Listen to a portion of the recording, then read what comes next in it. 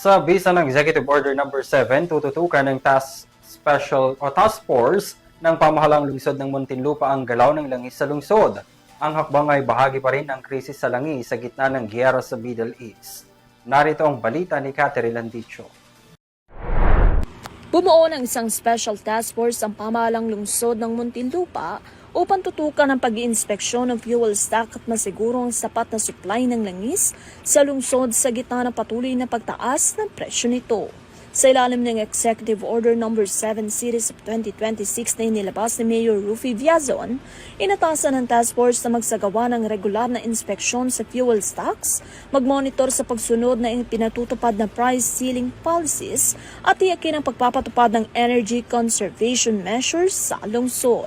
Layunin din ng task force na pag-igtingin ang monitoring at koordinasyon sa mga kaukulang ahensya upang matiyak na may sapat na supply ng fuel sa lungsod at nasusunod ang umiiral na regulasyon sa presyo.